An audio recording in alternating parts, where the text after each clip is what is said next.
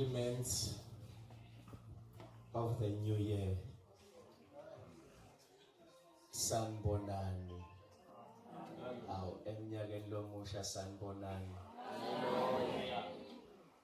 Ngiyambonga kakhulu uNkulunkulu longcinile nami ngabakhona kucala unyaka wa 2026. Angicalike kufika la engobelweni. Ngicala kufika lapha bo 2003. Ngicala kufika la. Ngiyambonga kakhulu uNkulunkulu ku 2026 ngibe khona bazalwane. Ngiwakadlamini ngesibongo. Ngingimuzi igama lami. Ngingumntwana waNkulunkulu, ngiyakholwa, ngisinzisiwe. Amen. Ngibe nenhlanhla emhlabeni bazalwane. Tikhathi letfana naleti ku 2026 ukuthi ngisasinzisiwe. Hallelujah. And ngisekawusinziswa. Mayibonge inkosi. Ngithi kusinziswa kuyiprocess. Ngokukholwa ngisinzisiwe. Number 2 ngisasinziswa. Number 3 ngisekawusinziswa. Ukukholwa kusinto leyi-1 noma kusinziswa kusinto leyi-1. 1 ngokukholwa njani? By faith, Ephesians chapter 2 verse 8. Number 2 ngisasinziswa iprocess. Ayigcinanga lapha abazalwane nangibukela Jesu. Ngisasinziswa nanamuhla. Number 3 incwadi yaPetro wokuqala chapter 2 verse number 3. Ngisela usinziswa nakuya Jesu. Angisusela angenise ekhaya. Sinziswa kwemphefumulo. Ngisuka la esifuthe bazalwane kwa namhlanje ngisakhamuti salapha eSprings eDevon lang sengihlala khona. Ngibonga ke kakhulu uNkulunkulu ukuthi ngikhona la bazalwane akusilo liphutha. Noma into bethi kunengi kodwa enhlitweni bekukhona kufisa kuba khona phakathi kwenu. Kucala lonyaka ngito ufakaza ukuthi bazalwane lokale kagcina ngufakaza kule yami inyaka ngisaphethe kona la namuhla. Hallelujah. Angashinji statement. Hallelujah. LiBhayibheli lithi khumbula la wekhona ubuyele wenza imisebenzi yakho yanini. Hayi mina kusengekho la ngicabanga ukukhumbula khona ngoba ngisasinziswa. Bazalwane nginiketwe isihloko ke ngimulo othanda kuvela ngene endzabeni. La sihloko lesibhalwe lapho kuma program labaphethe ama program ukuthi ngikhulume ngaso. Lesi sihloko bazalwane siyimfihlakalo ngendlela lemangalisayo. Amen. Akusiyo into lelula ifihlakele kubantu bafundzile. Ifihlakele bazalwane kubazalwane sebasinzisiwe. Lento yafihlakala. Endifihlwe mabomu bazalwane. Ngoba uNkulunkulu uyifihlile kulabahlakaniphile kodwa wayembulela abantwana. Uyifihlile kulabanjani? Labahlakaniphile. Kodwa lento wayembulela abantwana. Ngoba imfihla bazalwane inzaba yekholwa akusiyo into longayithatha simple. Ngoba into uNkulunkulu la yembulela phela bantwana kungabo asi Jesu ngalelinye ilanga timvu tami tiyaliva live lami. Kodwa lo mfokatha tiliva. Usingidibita ngamagama bese tiyangilandzela. Akangichaze lokhu bazalwane Matthew chapter 16 verse number 18 ngiqale kufunza. Matthew chapter 16 verse number 18. Ngicela kungayivangeli ngicoce.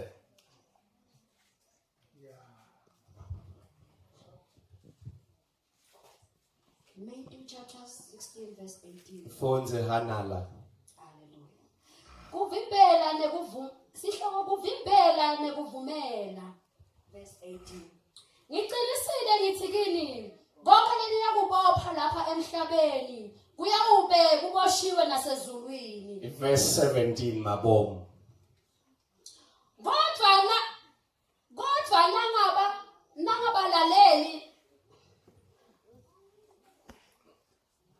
Kodwa nangabalaleli nabo yonke lenzaba yethule ebandleni kanti Hayi khona. Matthew 16 verse 18 and verse 17.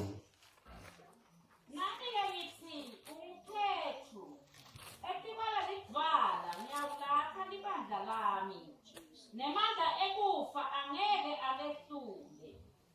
Ngiyakunika tikhiya tembuso wasezulwini. Hallelujah. Verse 17. Ndiye 17. Yes. Jesu waphendula wathi kuye, ubusisiwe wena Simoni waJohane, ngoba lokho awukakembulelwa ngumuntu, kepha nguBaba losezulwini. Lalelani bazalwane sanibonani. Awu bakhona abantwana bakaNkulunkulu sanibonani. Lana Jesu usemaphandleni aseKesaria Philippi. Ushiye isicubu. Wathatha labana sebamemukele. Basinziswa bakholwa. Sinziswa kwi-process. Ngokukholwa ngisinzisiwe. Number 2 ngisasinziswa. Number 3 ngiseda usinziswa. Ukukholwa kusinto leyi1 noma kusinziswa kusinto leyi1. 1 ngokukholwa njani? By faith. Ephesians chapter 2 verse 8. Number 2 ngisasinziswa iprocess. Ayigcinanga lapha abazalwane nangimukela Jesu ngisasinziswa namuhla.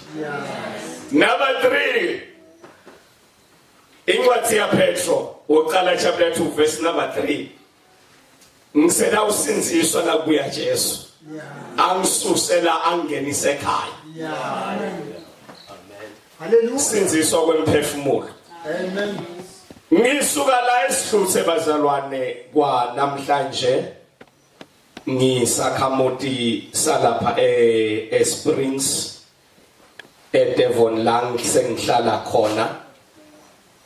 Ngibonga ke kakhulu uNkulunkulu ukuthi ngikhona labazalwane akusilo liphutha noma into bethi nengi kodwa enhlitweni bekukhona kufisa kuba khona phakathi kwenu.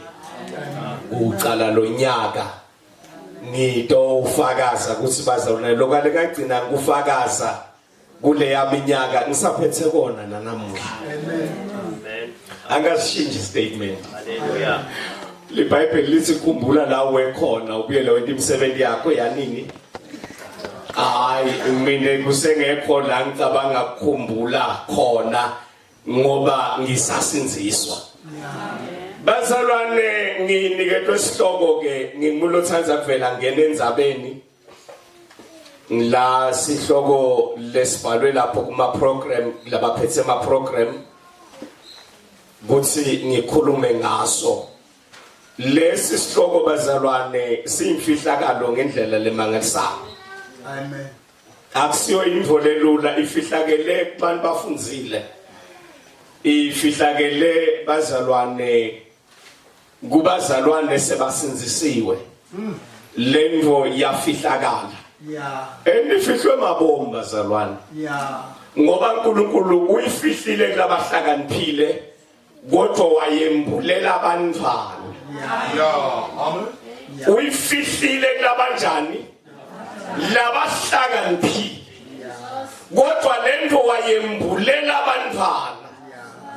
Ngoba ifihla bazalwane inzaba yokholwa asiyo into lokuyithatha simple.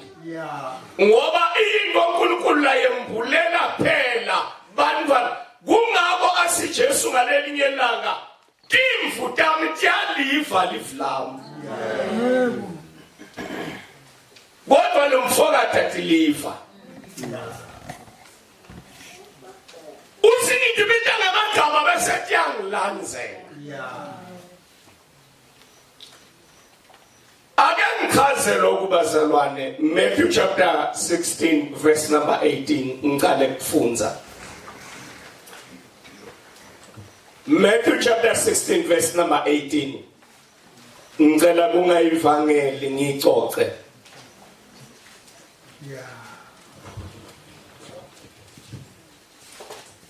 Matthew chapter 16 verse 18. fonze hanala Hallelujah. Kuvimbela nekuvumela. Verse 18. Ngiqinisile ngithi kini, konke leliyakubopha lapha emhlabeni kuyawube kuboshiwe nasezulwini. verse 17 mabom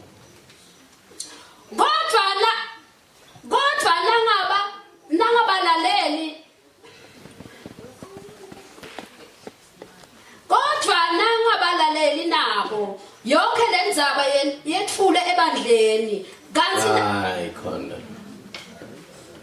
Matthew 16 verse 18 and verse 17 nami ke ngithi unguphethu etikwala lidvala ngiyakulakha libandla lami nemandla ekufa angeke alehlule ngiyakunika tikhiya tembuso wasezulwini hallelujah verse 17 yes Jesu waphendula wathi kuye ubusisiwe wena Simoni waJohane ngoba lokho awukakembulelwa ngumuntu kepha nguBaba losezulwini lalelani bazalwane sanibonana aw bakhona abantwana bakaNkulunkulu sanibonana lana Jesu usemaphandleni aseKesaria Philippi ushiye isicuku wathatha labana sebamemukele basinziswa bakholwa utawuhlala nabo lapha emaphandleni uyababuta ukuthi bantu bathi ngingibani ufuna ukuthola imcondo indlela abantu abam-understanda ngayo uyandlula uta number 2 sebachazile ukuthi bantu bamthatha ngokuthi ungibani ubuya kulabana sebahamba naye uthi madoda nina nithi indwazana yemuntu ingibani uyaphendula Petro alivethi iBhayibheli ukuthi labanye bathula noma bazama kuphendula according to the scripture uphendula Petro yedwa uthi Petro wena umKristu ngicela sinakele ligama sil underline uthi akathi unguJesu ngicela nive ngoba leligama lelithi Jesu lisho umsinzisi eligama leletha Petro Gabriel aliphethe ngesandla uyafika usilalela Joseph nawe Maria utawukhulelwa lo mngakho atale ingozana uyiqambe ligama lekuthi nguJesu akathi uKristu bona bahleli balindzele Mesiya lokungKristu ngesiGreki uthi kaphathwa nasekachaza ubonisa standard lesasiko nelizinga labakulo lokho nabamgathile yena sombula yena uthi no lo Jesu lesimbonako akasiyo umuntu wenyama nje kodwa unguKristu nalaba emagama ungumgcotshwa kaNkulunkulu nguye lona bekasola menyetelwa kusukela le muva kuGenesis lebe simgazile lakhulume ngaye naMoses wathi kutawuvela lo munye umprofeti lo tawufana nguye lo amen uthi ke Jesu no yathi loka kukambulwa inyama bantu bafunzile thathi imithetho bafarisi kodwa lokhu wembulelwe ngiba akuna theology lembule lokhu kodwa kwembulwe ngibaba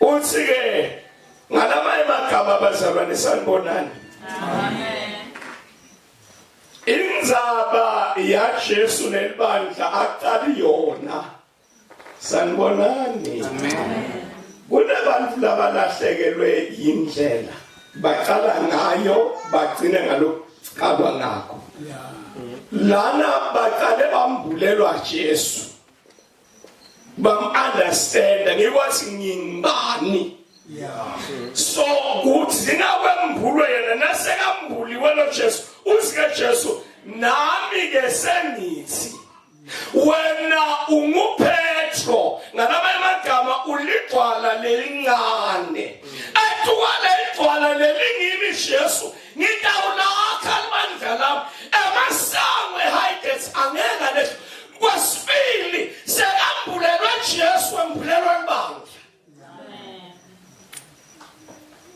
aname makholwa endlini uqala kwembulwe bani bazalwane kuthi kambulwa Jesu bese kwembulwa ini ayipheleli kuJesu kungaba uyingoti kwembulelwa Jesu ungambulelwa umtimba wakhe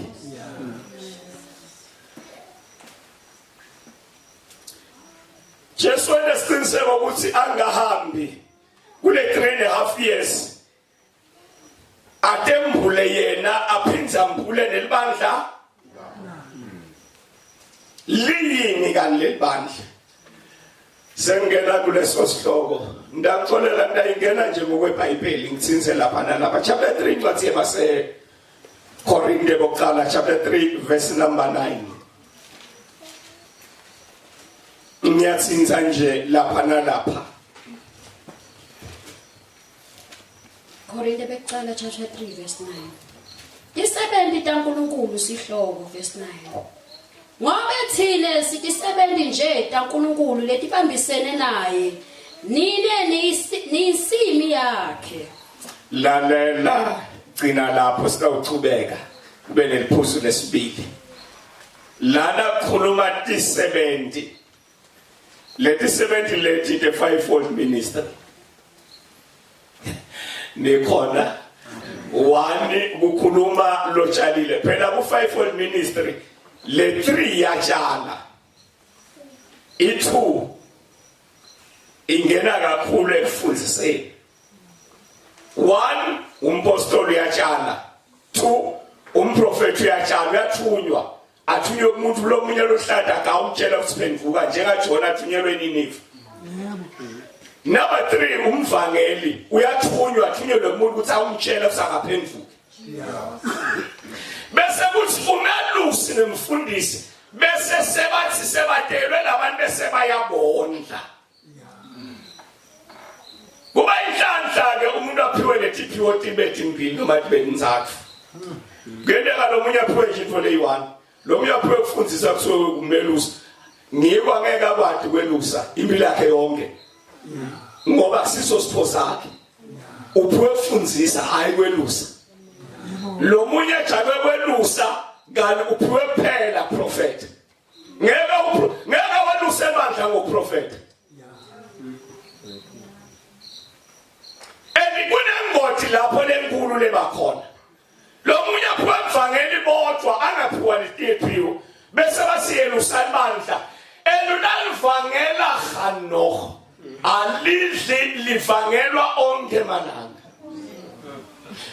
kuvangela kubathathu bangenisa nasebala ngekhathi kufanele bafundziswe kondliwe bese bayaluswa baholelwe edlelweni nikhona bazalwane enathi edlelweni athi kodwa thamba nemelusi nafika umelusi kungaba kuyingoti kuba umelusi longafundzisi ube umelusi phela muhle umelusi noma angahlala angafundzisi angabi nesu lokufunda nalithi iBhayibheli abe nelisu alithi abe nesipho lithi abe nelisu lokho lesikhathi angehluleka afunde kungabona umuntu angasumelusi uyomtholela epulpit 24/7 akehle epulpit akana siphiwo sokwelusa ngalopho esifoso kwelusa uyadi ukuthi manje timvu tifunani athathe anikete letinye tiphuo tondlela yena ajajuliswe ukubona letimvu tondlela. Amen.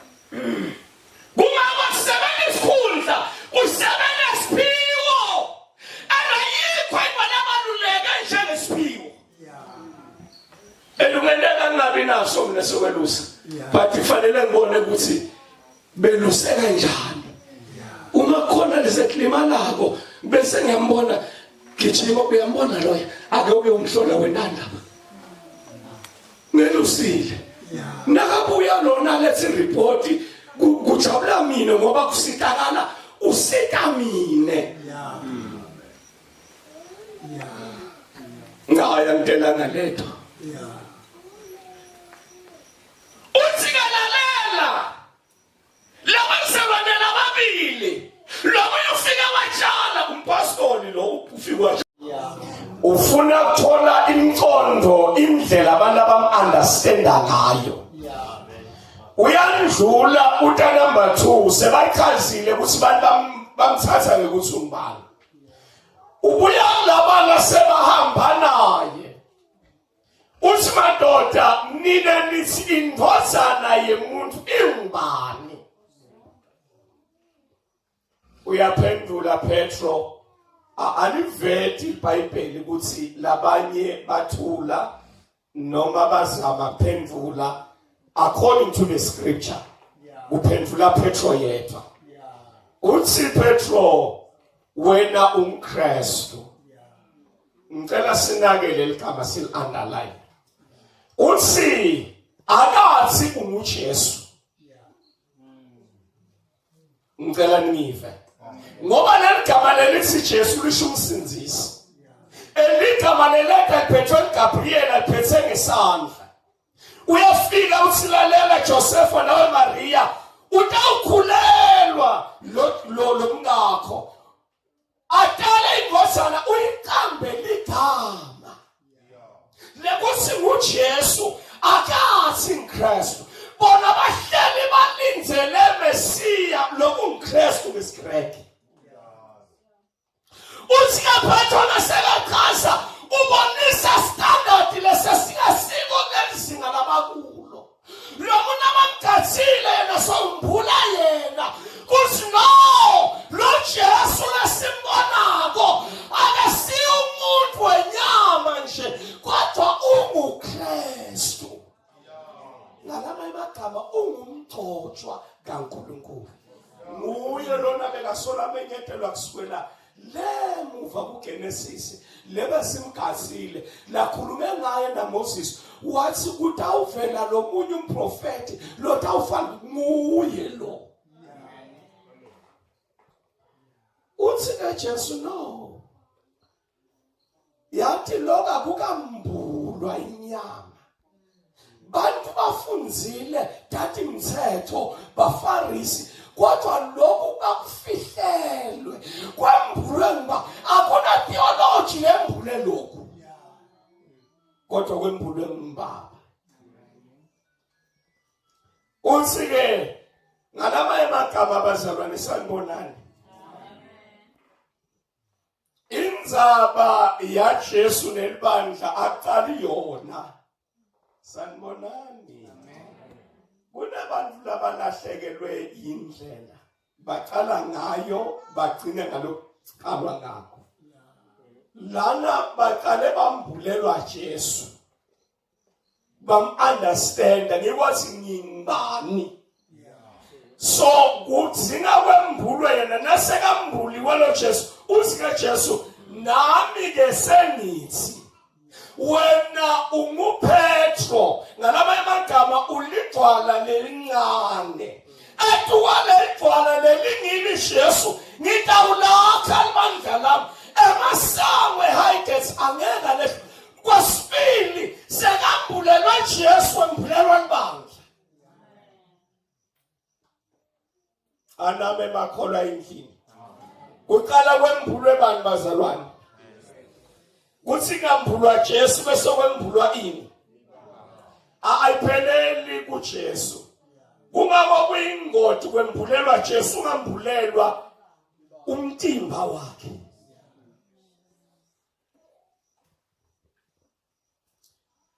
Jesu enesiqiniseko ukuthi angahambi kule 3.5 years atembule yena aphindza mbule nelibandla liyini kanti lebandla. Sengena kuleso sihloko ndakuxolela ndayingena nje ngokweBhayibheli ngithinze lapha nalapha chapter 3 incwadi yabase Korinte bokuqala chapter 3 verse number 9. Ngiyathinza nje lapha nalapha. Korinte bokuqala chapter 3 verse 9. Isebenti taNkulunkulu sihloko verse 9. Ngoba thine sitisebenti nje taNkulunkulu letibambisene naye. Nine niyisimi yakhe. Lalela gcina lapho sitawuchubeka kube neliphuzu lesibili. Lana kukhuluma tisebenti. Leti sebenti leti the fivefold minister. Nikhona. Amen. One kukhuluma lotshalile. Phela ku fivefold ministry le 3 yatshala. I2 ingena kakhulu ekufundiseni. 1 umpostoli uyatshala. 2 umprofeti uyatshala uyathunywa. Athunywe umuntu lomunye lohlada akawumtshela ukuthi phenduka njengaJona athunyelwe eNinive. Number 3 umvangeli uyathunywa athunyelwe kumuntu ukuthi awumtshela ukuthi akaphenduka. Bese kuthi umelusi nemfundisi bese sebathi sebatelwe labantu besebayabondla. Kuba inhlanhla ke umuntu aphiwe letiphiwo tibethi mbili noma tibethi ntathu. Ngenteka lo munye aphiwe nje into leyi1. Lo munye aphiwe ukufundisa kuthiwe kumelusi. Ngikho ngeke akwadi kwelusa impilo yakhe yonke. Ngoba siso sipho sakhe. Uphiwe ukufundisa hayi kwelusa. Lo munye ejake kwelusa kanti uphiwe kuphela prophet. Ngeke welusa ebandla ngoprofeti. Kunengoti lapho lenkulu lebakhona. Lo munye aphiwe mvangeli bodwa angaphiwa letiphiwo bese basiyelusa ibandla. Elunalivangela Hanoch alidli livangelwa onke manana. Ukuvangela kubathathu bangenisa.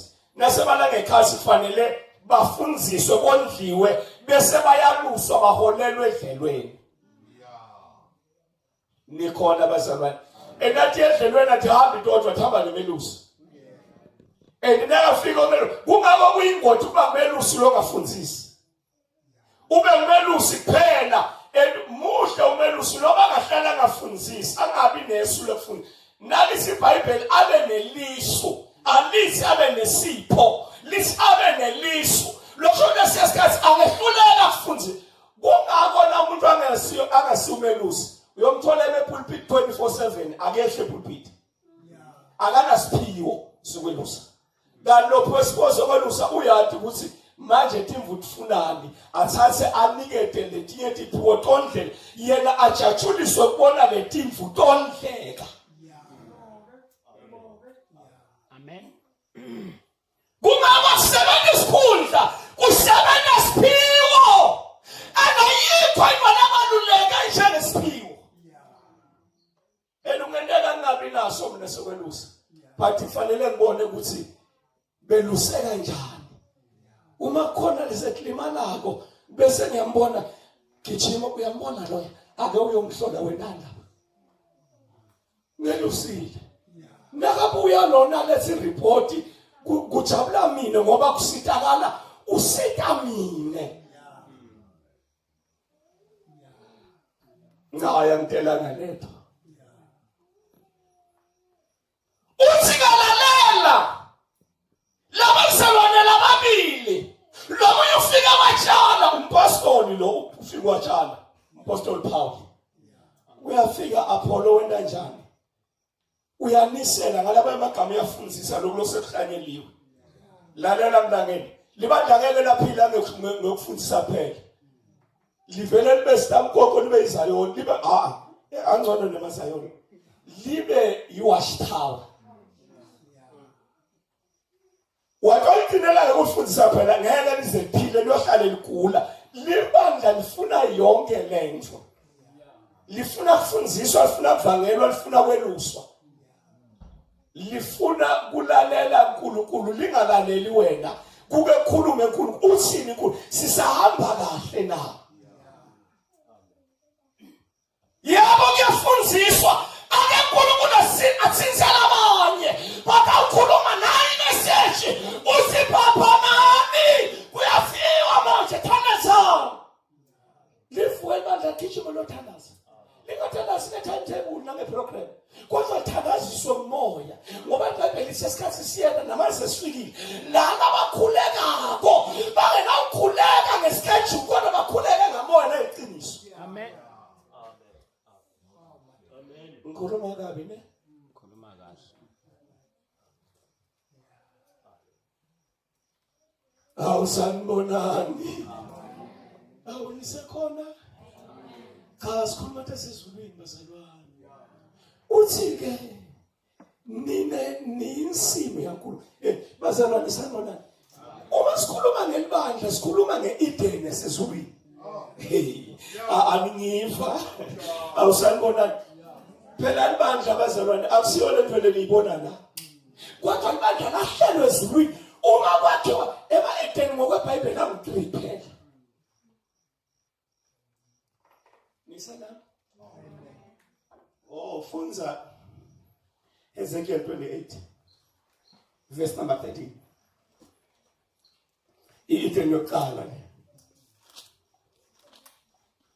Lana uthi umpostoli Paul, hey bahle abantu abanentambulo bazalwane.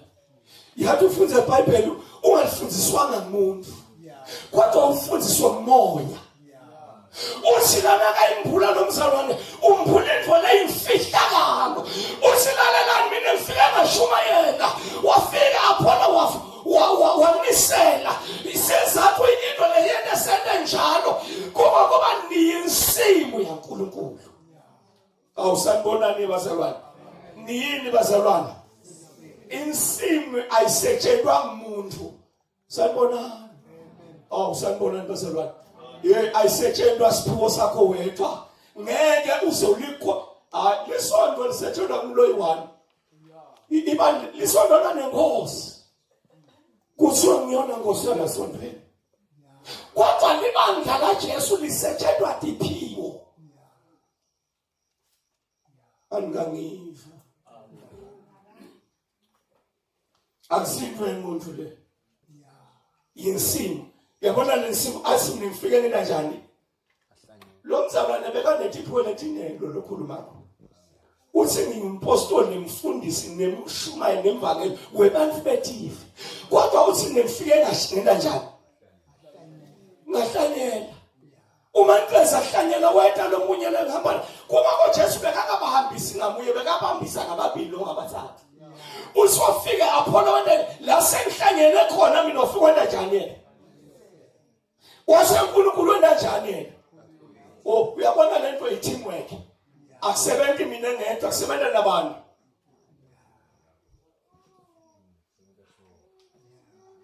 Ninami. Funza lo chapter 28 verse number Ezekiel chapter 28 verse number 13. Wabusa Edeni sifanze saNkulunkulu. Wawuhlotshiswe ngawo onke ematshe laligugu. Sathane akakabi ngisathane. Aseselucifer legama lelithi Lucifer lithi devil. Legama lelithi Lucifer lisho ingelosi yokusa. Ingelosi lebe yinhle kakhulu. Inkosi leyayihlabelele ezulwini kufimbanise lonke izulu ikhiphe amaphimbo 97:1. Ihlabelele iphakamise idumo dengilosi lonke dihlanye evenda kamoya. Yasinayibona lesigaba sayo ihlala Edeni yasezulwini. Hayi bazalwane. Umhlaba ungabonakala. Kungakadalwa lona lesikuwo. Kusahlalwe ezulwini.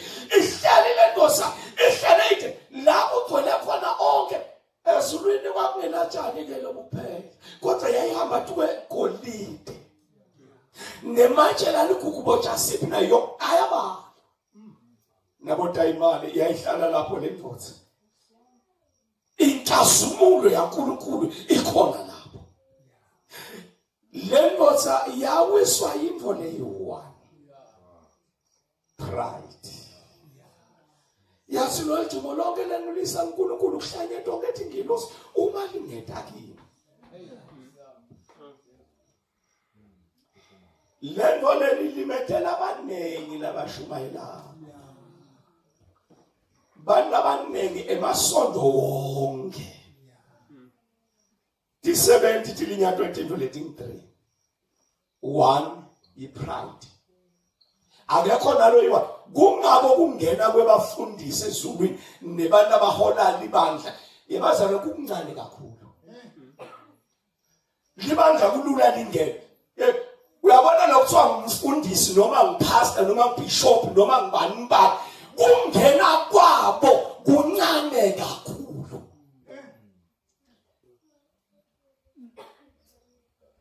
umuntu weqala lobeka ngumholi Lucifer walahlwa umholi weqala waka-Israyeli wabakhipha eGibhithe akangenanga eKhenani ahamba nebaholi nabangakhi labangu-2 akwesathu lo wesibili bekuMiriam umholi wabesifazane labeka abaholi ahlatshelelwa angumprofethikazi number 3 kwakuhamba ingozi lebe improfethela kum-Aaron ayingenanga kodwa abantu abangena kwaba besifazane nebantwana nalabataba endleleni i-leadership yonke yagcina ngokudlatitselo yalikhomba yangangena ngiko Matthew chapter 7 verse 21 akakhulumeli bazalwane ukhulumela athi 70 nakasakusibo bonke labathi inkosi laba ungena embusweni ukhulumela athi 7 asebayibathi siprofethile sashumayela sakhipha emadimoni selimsebenzi yemandla athi anginathi hambani ngabe nisebenzela bantu abasebenzile kumnanzi uba umzalwane belapha basi kumele kungaba nenhlanhla yemngeni kodwa nabasebenakho Moses waliyedwa into leyi-1 akazange akhademise uNkulunkulu baxabaniswa livi lize ufike utshele lelidwala likhiphe ini wafikela wathi thine na Aaron lalela sono sakhe thine na Aaron singanikhiphela emanti kuphi akathi uNkulunkulu uthi thine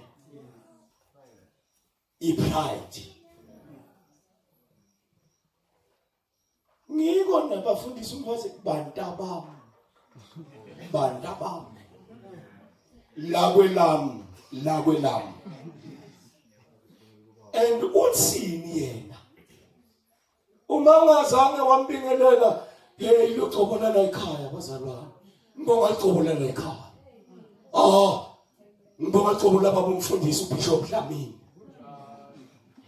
ngemandla ever since ngafika la ekhaya nathikwa ilezandla yebazalwane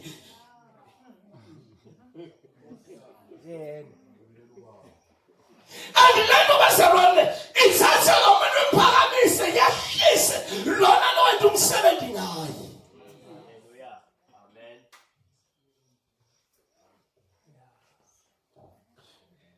uthi ke wayahlala ensini yabo ensimi bazalwane kuyawiwa sanibona kungenteka nabaningi labangasekho ensimini bakhishiwe kungenteka nje uhlabelela kamnanzi usizo baleke labo dala wakhishwa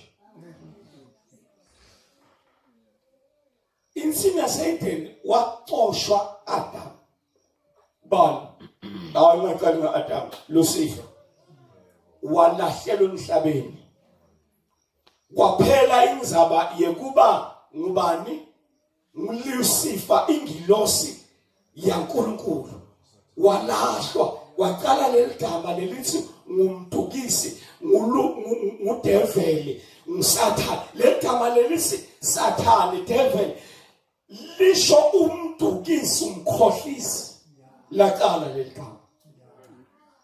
Yavalwa iEden. Wayisusa uNkulunkulu ezulwini wayibuyisa emhlabeni nakadala umhlaba. Chapter 2 verse number 7. Genesis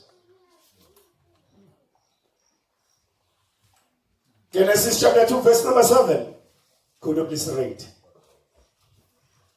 uNkulunkulu simakathe wase ubumba umuntu ngelithuli lemhlabathi wamphefumulela umoya wokuphila emakhaleni akhe umuntu wase uba ngumuntu lophilayo. Uyaqala uNkulunkulu ubumba ini sekambumbile anochaza umbumba njani. Fundza verse number 8 wambekaphi.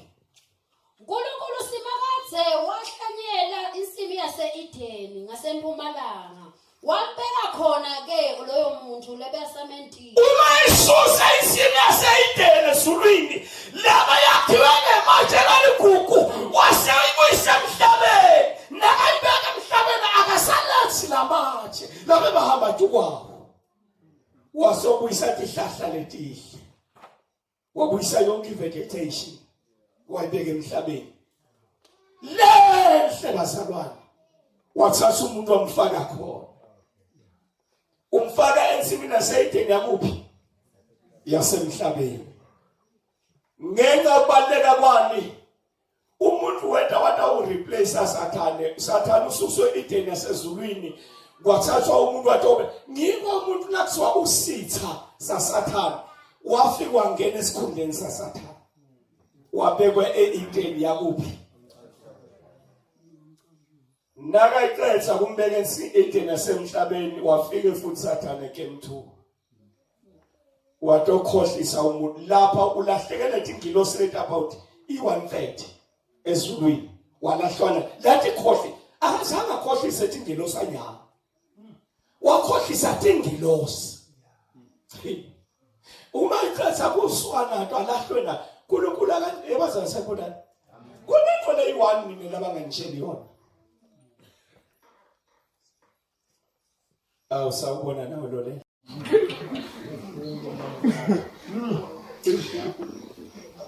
Isaiah chapter 3 verse number 12 angathi fundza. Uthi uNkulunkulu kunabantu ababili abangafanelanga amadodana abanibusa. Uthi one bantwana benu banicinzetela. Uma sebahlubuke yabona bazalwane baze bahlubuka one babuswa bantwana. Number 2 bayawubuswa besifazane. Ngikhathana noma ngathi umfundisi manje wesifazane kodwa kweBhayibheli akekho umfundisi wesifazane. Waze kwaba njalo phambili iplanning yabona uNkulunkulu weorder and uma uNkulunkulu weorder uyinhloko Jesu ungephasi bese kuthi moya lo bese kuthi libandla indvodza ibe libandla libe ngephasi bese indvodza iba inhloko yani inhloko yendvodza ngibani indvodza fanele isathe umlayeto kuJesu. Ngiko na Adam wothatha uNkulunkulu wabuya tshela uNkosikazi nendvodza ithathe yendlulisa umlayeto kuNkosikazi. Amen. Kungabo bazalwane sanibonani ayikho lento kuthiwa idoctrine yebandla ngozi. Lento nithi idoctrine yebandla kune doctrine yaKristu. Uma uthi doctrine yelibandla usho ukuthi makoti unemfundiso endodzeni yakhe. Yimfundiso yaKristu ebandleni.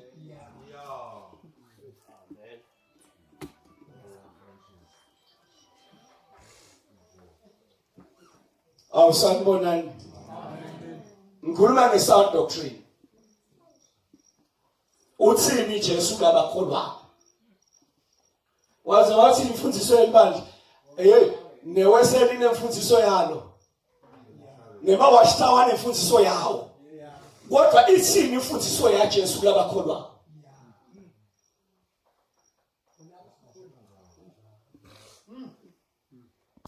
Sanibonani engobelweni. Lana le-Edeni ibuyiswa kuphi? Emhlabeni. And uma bethetha kuwa bazalwane uyaphinde yabakhona i-Edeni laba buya kaIsrael bakhona la uke wayibonisa iDeni kaIsrael ayikho.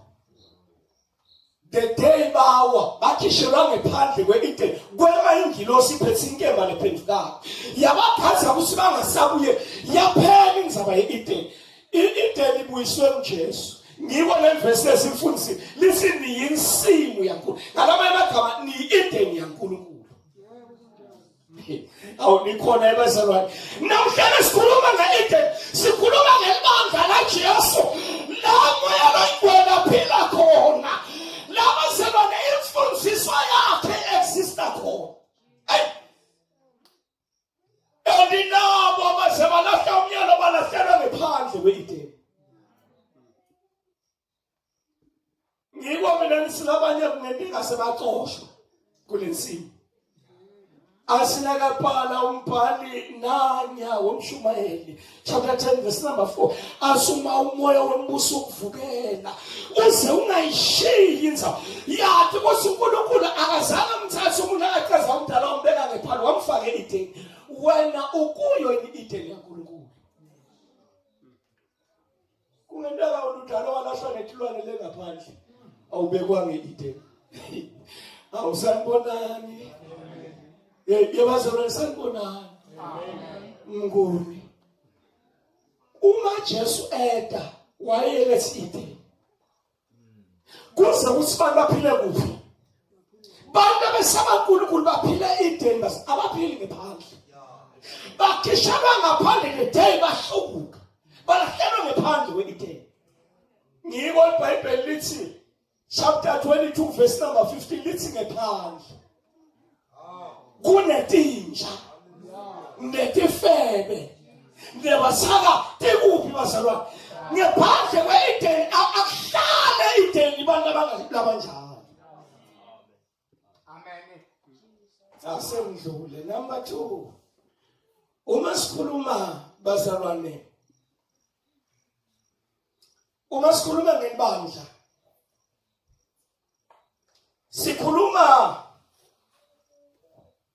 asiqethelele leya verse bengijamba sikhuluma ngendlu lo chapter 3 incwadi yabaseKorinte bokuqala ngithe yima kukhona lebekusele lokuchazwa lomzalwane chapter 3 Korinte bokuqala chapter 3 verse number 9 ngikumisile bekhona lebekufanele kungene. Ngoba thina sithi sebendi nje taNkulunkulu letibambisene naye nina nisi bazalwane sithi sebendi taNkulunkulu eIden bebasebenza nabani? Ngicela kunibuza eIden le ya Adam ngimbude sanibonani. Amen.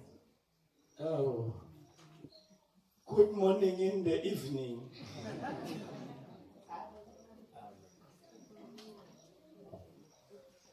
Lalela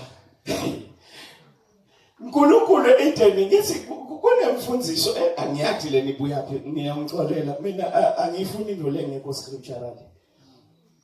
Bathi uNkulunkulu eIden wayengekho. Oh bathi bekavakasha ahlato bahlola. Lokho sokuthi akusiye an omnipresent God. An omnipresent umuntu ohlale akhona noma abonakala ngathi akekho indzaweni yonke ukhona etindzaweni etingakhi noma umbona ngathi akekho kodwa unjani an omnipresent God. eIden wayekhona wayengavakashi badla nje phambi kwakho baba uNkulunkulu umuntu unikethe irresponsibility ngeaccountability unikethe irresponsibility. What is a responsibility ngosi?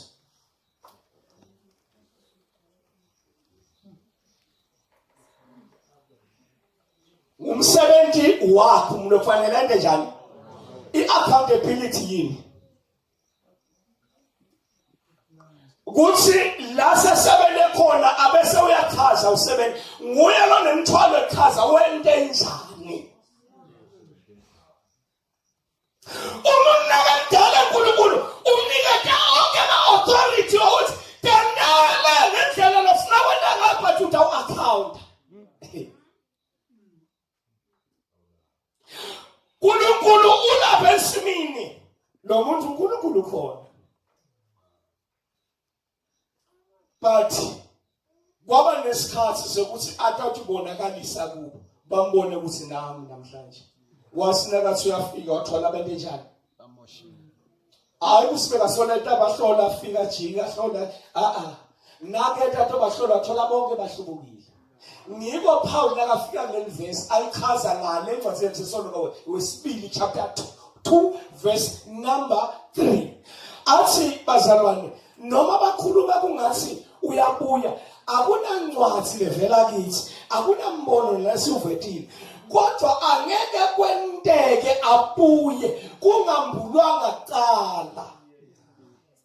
Into sinakafanele afike into yokuqala kufanele ibonakala bebadukile uyabona abazalwane banesikhathi ikhona le invoza lengeke ngayichaza ingumshana walona bekahlabelele lesiphofaneni born again Nhlanhla Mbingo idrive ama-truck ngale South Africa yayikhupha inje bathi 23 September Jesu uyabuya ngathi mina leyo nto leyo akusi it's unscriptural.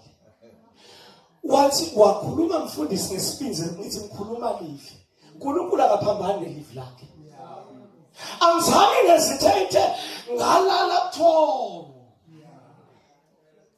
bathi uson enigma nasekwendeka angasabuyi enigma washintsha statement wangisendele naqala asisenyamangala nangisashintsha ngithi mina bengitheni kuwe wathi nomfundisi ngiyacela ngifuna ukukubona into yakhe yaphila ngiyaqala kuva umuntu okhuluma livi linjalo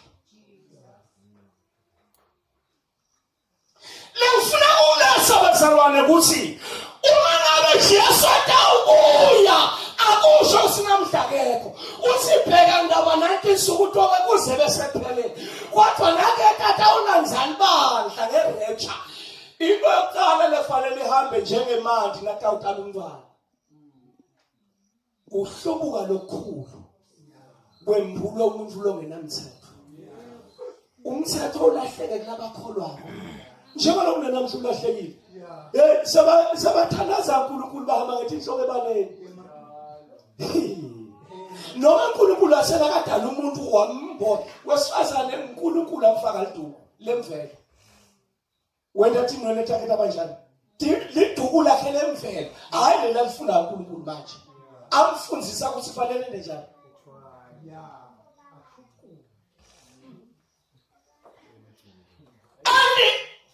Namba ungabi namsatho baselwana iyandlulala kubuya kumela kuvele naqala bese banehlubuka lokhulu basi bangahlubuka uNkulunkulu bese uyenda ke Jesu emsimini naseyedela kathola kanjona lo yi1 bahlubuka bonke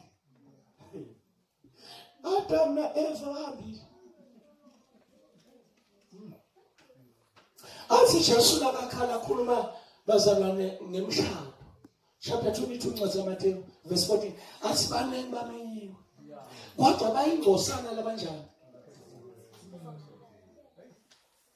bazalwane uma sikhuluma ngelibandla sikhuluma ngendlu nikhona amen sikhuluma ngethemba funza Deuteronomy chapter 12 verse 1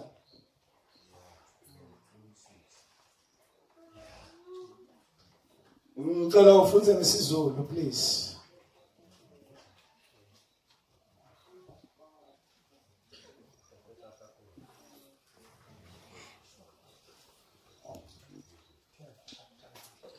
Deuteronomy chapter 12 verse 1 funza isihloko esizulwini funza verse 1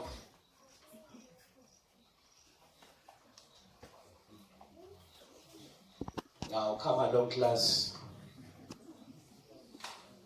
awekho amaZulu level khona nasemafonini mose akekho lo ngenalo ifoni 12 verse 1 verse 1 Lethi bethi izimiso nemithetho lokufanele niyilalelisise. isiZulu leso ngicela isiZulu. Nazi izimiso nezahlulelo eniyocikelela. Ndifunzeleke. Lezi izimiso Hayi yeka. Lawenu akhuluma nje.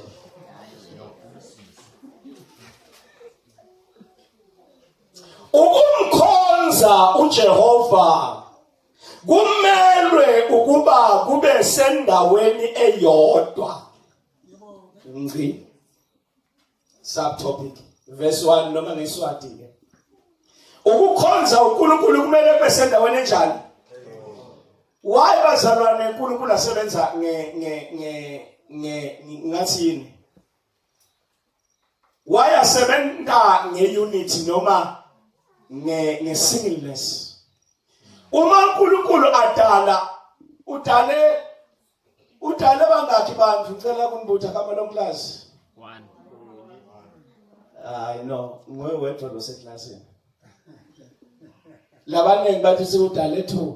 Lalela manje uNkulunkulu udale umuntu munye. Nakhulunywa ngemuntu kukhulunywa ngaAdam.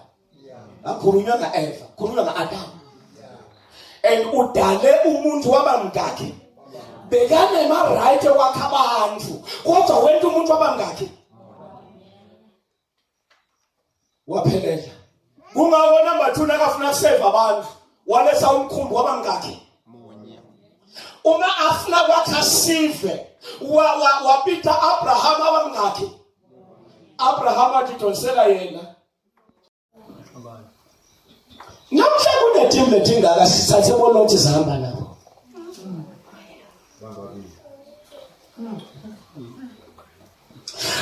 Lithi akukhona uNkulunkulu umamisa inkolo wamisa inkolo yawasenza wena yodwa eJerusalem. Wathini yawuyifuna lenzawo ni angeke nikhonele noma ngikuphi la nisanza khona. Tindzawo tekhonela tigcwele letinye semagcwele tesenza uthi nitizilide ngishise nabo Ashera babo. Bese niyayifuna lenzawo uNkulunkulu la imisile. Bese niyafuna. Nifuna bese nenda njani? Ngoba ayikho tonke letindzawo. Ngibone idema sana umhlaba womasi Eden wonke. Hey. Umhlaba womasi Eden wawu Eden nje yayibekwe enzaweni ethile. I1. Unsike la Jerusalem akubekwe temple labafuna ukuthandaza bangathandazi nomaphi kodwa bafuna lenza ubaye kuyo. Baselwane yafunwa. Sanibonani. Amen. Uthandaza phi wena? Uthandaza kuyo na. Chethelela. Lo verse 1. Lethi-ke imiso nemithetho lekufanele niyilalelisise. Nase nikulelive simakathe uNkulunkulu wabokhokho benu. Laniphe lona kuthi libe lenu. Niyawuyigcina yingcina nisaphila kulelo live. Verse 5. Kodwa nine niyawufunisisa indzawo leyo ukhethwa ngusimakazi. Lalelane kunendzawo la yawena njani? Madoda akhethe indzawo nine nifune njani? Basala sinemsebenzi lesiuniketwe kufanele sifune sene njani? Siyabuya. Angeke umkhonde kahle ungayitholanga. Akakhondela nomaphi kodwa funa lenzawo uye kuyo. Ngithatha le verse iyifunisisa. Nikhona kodwa bazalwane. Ngoba iyini bazalwane yindlu.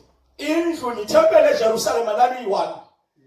And bazalwane umuntu waqala kuniketwa iplan yethempeli. Ngicela kuletha nako ku onke ama-artisan ema-builders.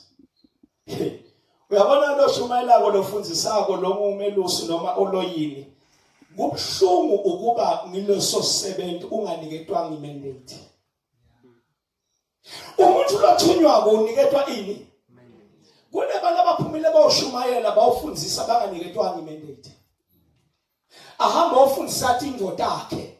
Ngoba uma umuntu wathunywa, nakuthiwa kuthunywa umuntu, uyaniketha umlayezo, nakuthiwa hamba uye kaNhlaba. Into yokuqala akufanelanga agijima aye kaNhlaba angakeva ukuthi ngiyokuthini ngiyondaba. Uma umuntu athunywa kufanele aniketwe imandate uyowendani la uthunywa khona. Kuze akhulume exactly lento la ithunyiwe. Uthiwa wena awumkhazimli sa ngawo angeke ungene. Akathi ngakuzamela Moses uthi angeke.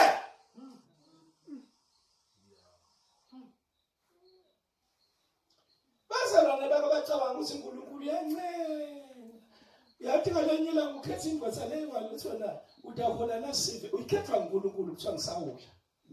Unaqedza ukuyikhetha iyona one ilahla live.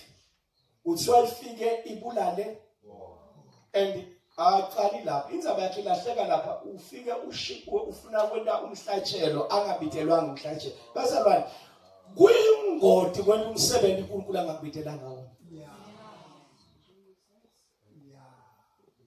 Namhla kugcwele imisindo kwazana bangemisebenzi.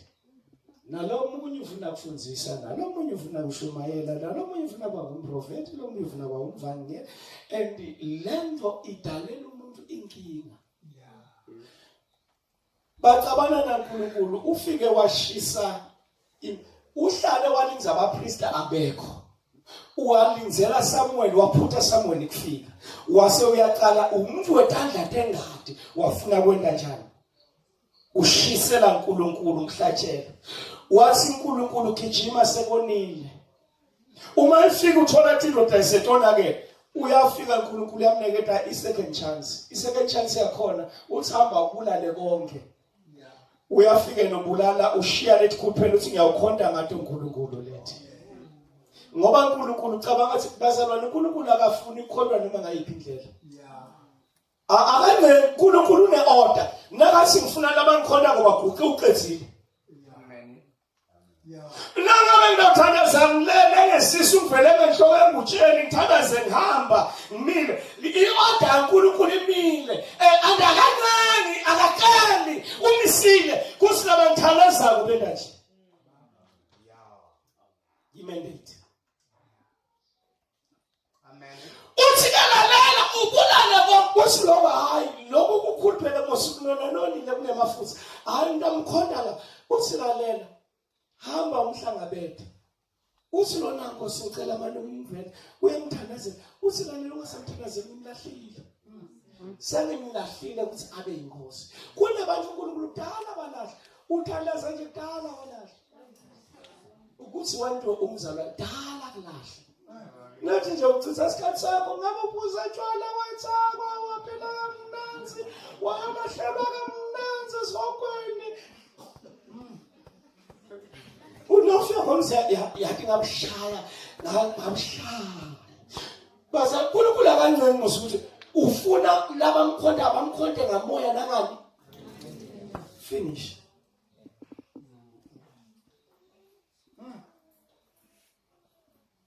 Sanibonani phela.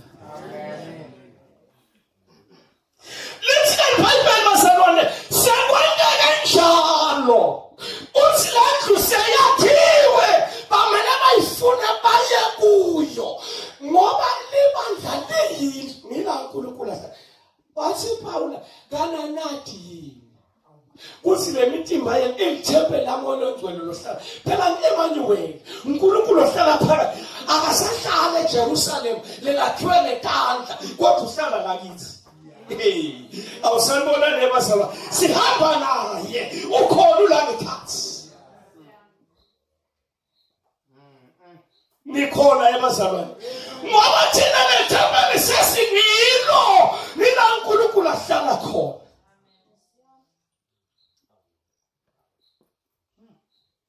Number 3, uma sikhuluma ngelibandla sikhuluma ngesive. Fundza Petro chapter 2 verse 9. Sikhuluma ngesife. Fundza. Kodwa nine beluhlanga lolukhethiwe. Niba priest bebukhona. La nimehla. Yabona mandlela joyinwa kodwa umuntu uyakhethwa. Awusebona nebazalwane. Antikhethi kodwa kungabo bangeke banjani. Bashunyayelwe abantu batshelwa ngaJesu kodwa bakhethwa. Uthi ngimthanzile. Shabo bengamzonda Esau bangadala. Badalwa nje bakenti nesono nalesiwa. Judas Iscariot ngifuna umntwana ngosakhuluma ngaye kuthiwa kwekusani. Lana Judas Iscariot befanele egcwaliseke ngayibhani bengangonanga.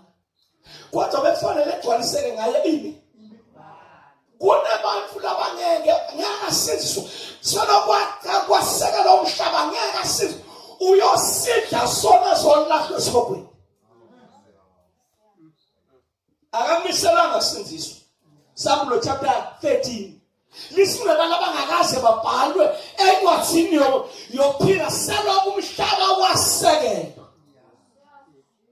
Abathiwe ezulwini bakhona bavunyelwe babe khona kodwa abakaze babhalwe kule Jesu. Bayakhona abantu. Badla ibandla laJesu. Kodwa nakazange babhalwe.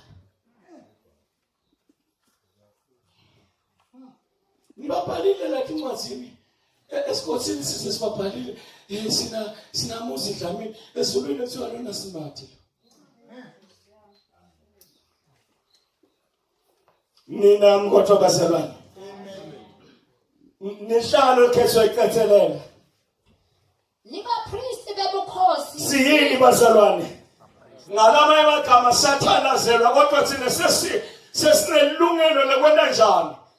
Ngibo bazalwane umuntu lo sebandle laJesu akakhiphi kweshumi. Sizathu kweshumi akaze wakhishwa umpriest bekhishwa ngeBalevi.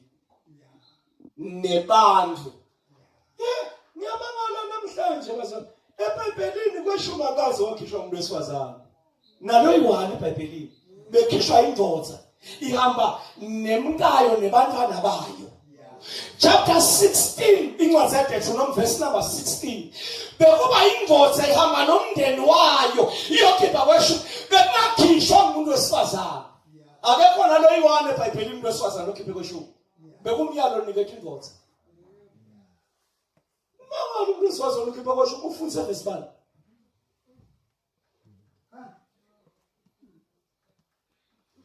Kanti kweshumi bekungakhishwa inzanzane nemfolokati. Bebondliwa ngabo. Thina sesibo ngeBalevi, sibapristi bebukhosi. Ngalamanye amagama sesithandazela thine. Ngalamanye amagama ngiko phela sisethempelini bazalwane sendlini kaNkulunkulu. Sinelungelo letikhulumela naNkulunkulu. Basikhulunyelwa umuntu. Ethembeleni bekunamatafula lamabili simelane sawubona. Bekunathuwe ematafula. Bekunetafula leMlevi. Kunetafula leMpriest. Sina sidlile leBalevi. Sidla leBapriest. Nginaweshumi bekhona khona leBalevi.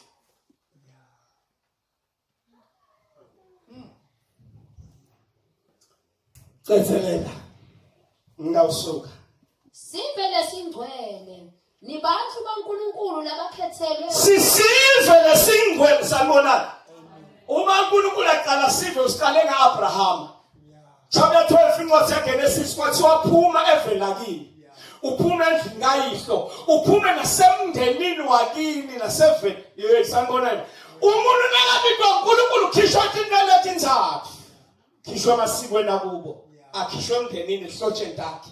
Aphume keleke aye kuma weBhayibheli encwadini yamaHebheru chapter 13 lithi phumelani kuyo manje basi ngoba ayikho endaba Jesu akafelanga eJerusalem ufele ngaphandle kuze bonke abantu abafuna babonakala bathola ihlazo baphuma bayabuya. Asi Jesu lo tsanza sihlobo sakhe kakhulu kunama kangifanelanga. Hey Uyabona leli fike ehlukanise emakoti nemyeni wakhe. Leli fike ehlukanise umntwana nemntali. Ifike ehlukanise tihlo lisititsa temuntu kwababendlu yakhe. Nina kodwa ebazalwa ngoba kufanele ifike ehlukanise. Nisife sankulu sanibonani. Sife lesi bazalwane kungako sikhishwa nasemasikweni eMaswati.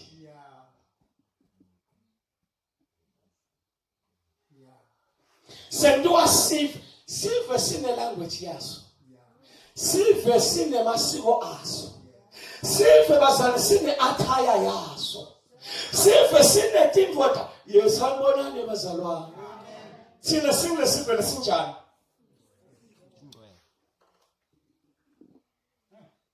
Ngiyeka lapho. Sisive lesingcwele. Deuteronomy chapter 7 verse number 6.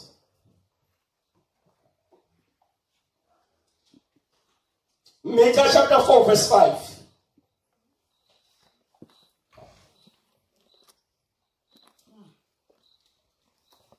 Liyini ibandla. Lisive. Hey, awusanibonani bas. Sive sipitwa ngeligama laso. Hayi bazalwane sanibonani. Sive sipitwa ngani? Ngihlala lapha eMzansi. Kunetivele ting 12, ting 11. Kungako kunema language ilang 11 eSouth Africa. Official languages. Angibali isitsotsidala. Sive sine language yaso, sine attire yaso. Kungako ngenyanga heritage. Mina bazalwane ngicelebrate heritage. Ngoba lisiko lala emhlabeni. Bavunula Siswati, bavunule Sindebele, bavunule Sishangane, bavunule Sepedi, bavunule Sixhosa. Hayi mina ngivunula imvunulo yakuphi. Kungabona ngikhuluma ngemfundiso yokugcoka. Ukugcoka abazalwane, uyabona umuntu ongasiwa waJesu, umbona ngokugcoka. Indlela ogcoka ngayo iyachaza ukuthi awusiwa le. Ukhona lo vele egcoka belive. Hawu amen labalele. Amen. Badawuletha dambulo the prophet. Funza Deuteronomy chapter 7 verse 6.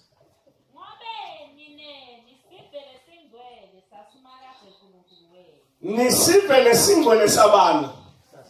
Ngibo ligama labo alizange lasuka ku kwase kwasa nasekusa yathi ngelo singiyeke wasangeke uyeke ungakangibusisi. Kwathiwa umbali igama lakho wathi no nginjakobo. Kwathiwa kusukela namhlanje angeke kusathiwa ngijakobo.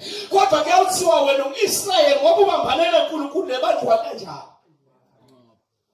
Leli gama alivelanga kubadali bakhe livela kuNkulunkulu. Sive lesingcwele ligama laso livela bani? Micah chapter 4 verse 6. Simakathe uthi. Yes. Simakathe uthi. Sikhathi siyeda. Mhlazane ngiyawubuthela ndzawonye sive lengasijezisa. Bona labo Micah chapter 4 verse 6. Micah prophet.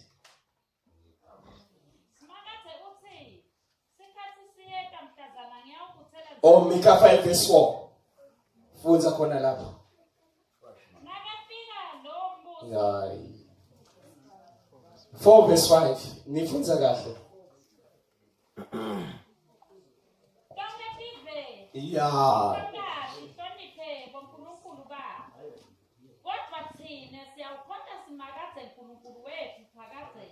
Bani siZulu siphi? Funza siZulu. Funza siZulu. Abasekho sabathi thi. Ake ngithithize bazalwane.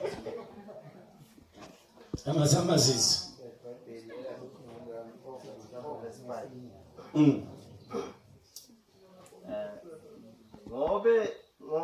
bonke abantu bahamba kube yilowo nalowo ngegama likaNkulunkulu wakhe, kepha thina siyakuhamba ngegama likaJehova uNkulunkulu wethu kuze kube phakade. Lesizwe lesiphiwa uNkulunkulu sithi sonke sivethe namagama letiwahloniphayo nalathi bitwa ngawo, kodwa thina siyawuhlonipha sibitwe ngaleli gama.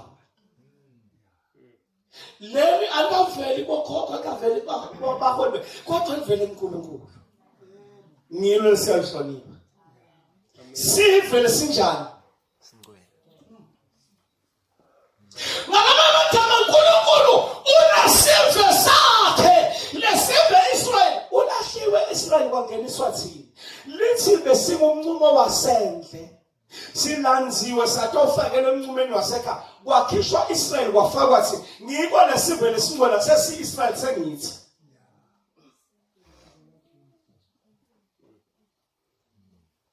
Nina bazalwane, ngicela only ndaba minthanyana. Libandla la Jesu lisibaya. Funza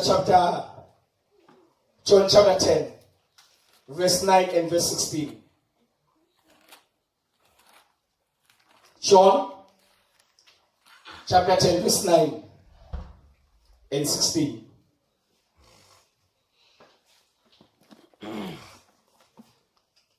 Mina ngilisango, umuntu nakangena ngami uyawusinziswa, uyangena aphume akhanze lidlelo. Verse 16. La kulelisango lisango sanibonani. Kunemehluko phakathi kwasesangweni nelisango. Akathi Jesu ngisesangweni. Uthi ngilisango. Ngalama magama lo mnyango ngimi, hayi ukuthi nginemnyango, kodwa ngingilo nelisango. Umuntu ungena ngami, angena aphuma afumane indlela, akangeni ngalenye indlela. Ungena ebandleni kungenwa ngalenye indlela, umuntu fanele ashunyelwe. Kungako asasithi shumayeli thine, kodwa shumayela Jesu angilo wafa. Sishumayela ye yona ndlela yokungena, ungena ngokusinza. Ngibona sibamdumisa uNkulunkulu, bathanze ngabantu bonke. Lisinkosi yasiyanethe, akunedele umuntu, akunethe, akekho nalo yi-1 lonedelwe ngime ebandleni. Kodwa umuntu unethelwa ngibani?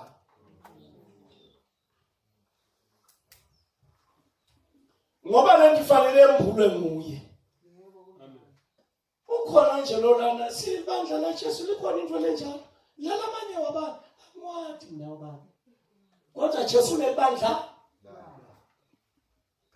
yena lalisango kulo. Bantu banke abangeni ngalenye indlela. Kungako longena akasinziswa umuntu ongangenanga ngaye. Bazawa kangaka, bafeba kangaka, sizathi abangenanga ngaye. Yebazalwane badle magani, saba siyashumela kulenye indzawo, kumele ngayisho. Sakunasifika nemntwana emsotho bathi bafundisi siyabonga senikhona. Bathi nilohlobo lule bafundisi, ngoba bafundisi lesinabo lana. Hey phela bayanatha sihlahla, nineke nihlobo lule. Kusho indlunkulu. Sifuna ungathi ihlobo lule. Sathi nalesihlahla thina Nkosi yami asisithinzi.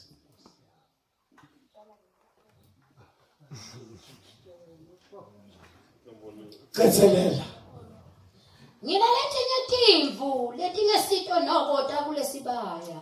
Sikhona lesibaya. Uthi nato lethi thina ngaphandle atikho lesibaya, ngoba lethi tingena ngami. Uthi thina ngaphandle, kodwa yinye indlela etingeniswa ngayo kuletha tingavali vilani. Tingeniswa yini bazalwane? Ayikho lenye indlela tingeniswa yini? Mfunzi incwadi yegcina vala iBhayibheli. Nasikhuluma ngelibandla, sikhuluma ngamakoti wa Jesu. Jesu namakoti hayi kube bekungile ngabe ngithi phakama mkami bakubona usho ukuthi nginayo umfati kodwa ngeke ngasho ukhona lapha kathula and akabitwa la bakhona basedlamini sibanze le ngala ngakubo ngathi mina lalelani wafa sibanze seledlamini bathi thana ngcwatsho bathi ngithi wafa angisho yise yena uyise sewalala kodwa ngikhuluma ngasibanze lesibongo safa noma uthatha i-ID yakho uthatha passport itakutshela ukuthi zodwa patience dlamini ngoba sibanze wena kanjani wafa kunakoshe emhlanje okala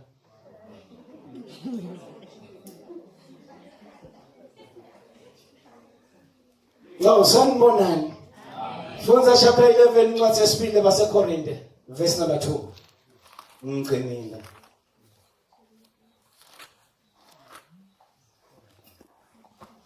Nedi class lami ukufunza iBhayibheli kube bekunemnaka ethu la ngasekudzala ngicoshile Funza mina ngisola ukuthi ufunza kanjani kodwa nje ngicela ufunze Sendilele ngikhathele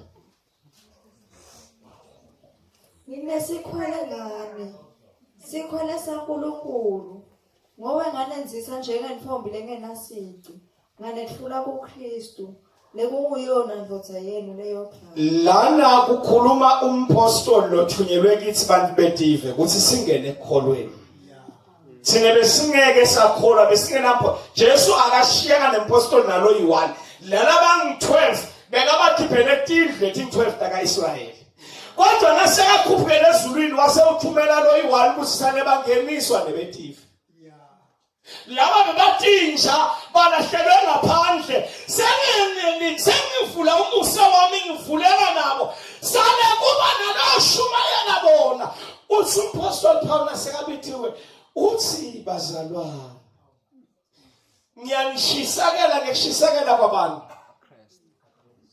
kuba ngiyise kuKristu nindvombi kanjani lokuyana ndvodza yenu yodwa isibili yeye sanibona nebazalwane sinendvodza lengakhi bazalwane indvodza yethu ingakhi lokuyana ndvodza ungifuna kunisa kuyo ningenasici hey nasi isici saqala umfati nakashadwe lapha kaDlamini yemhlaba ashadwe lapha kaDlamini bese uthala umntwana wakaMhlanga la kaDlamini akanesici umndeni utawushone njani sabona zwidi uyatala la kaDlamini utala umntwana kwaShabalala umshayeli uma kathatha umntala lo mfana la khaya utawubitwa ngaliphi igama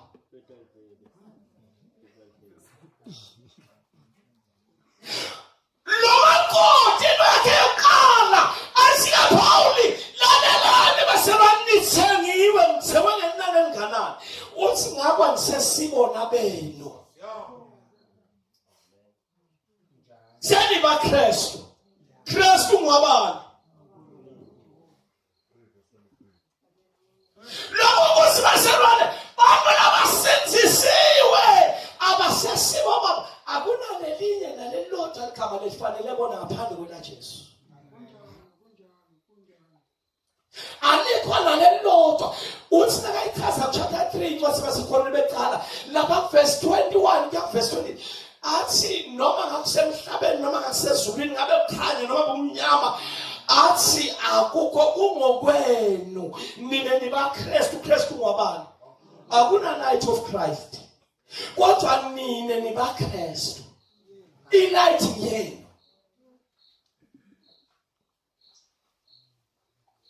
sanibonani sibongile angcine lapho Kodwa nini babani? Nginenzise endvothi athi ke Paul akhuluma Efeso. Ngilona bandla lelalimbulelwa kakhulu indzaba yelibandla. Uzathi ku chapter 5 verse number 20 verse 32 athi nakhulunywa ngendvodza nomkayo. Lento le iyimfihlakalo. Mina ngiqonza ukuthi isho Kristu uma kukhulunywa ngelibandla kukhulunywa ngaEva wa Adam wesibili. Sine sing Eva. Leli gama lelithi Eva sanibonani? Bible scholars. Leli gama lelithi Eva lavela kubani? kuNkulunkulu. Ngubani watana leli gama athi igama lakho wena sekuyathiwa ngiEva? Alifelanga uNkulunkulu. Lavela kuAdam. Wasinakanikethwa unkosikazi wakhe wathi hayibo. Hayi. Lona uyinyama uyithambo nemathambo. Ngabo igama lakhe kuyathiwa ngiEva. Ngoba kuyoba nginina bonke labaphilako. Nikhona ngoba Adam uyatethela umkakhe. Ngibonisa mina sibanze wafa. Ngamngcwaba. Detela banginiketha bathi nami. Ngoba ngalelo langa kuzawo. Wena ke sawundlami ngiswela namuhla. Noma ngawujabulile. Nakatethula kathi ngingakasibanzi. Uthi ngizodwa dlami. Sizathu uthengiwe. Bazalwa nathi sithengiwe sing Eva. Ukhona Eva waJesu. Ukhona Eva waJesu. Lalela kusukela namuhla yathi ukuthi akunagama lelifanele wena ngaphandle kwalevele endvodzeni yakho. Uma ungabitwa ngeligama lelivele endvodzeni yakho wena ungephandle kweEden.